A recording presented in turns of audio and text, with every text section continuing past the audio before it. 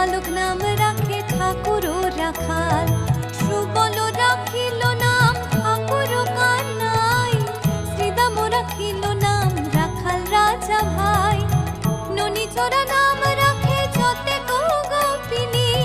কালো সোনা নাম রাখে রাধা বিনোদিনী, কুবজা রাখিল নাম পতিত পাবন হরি,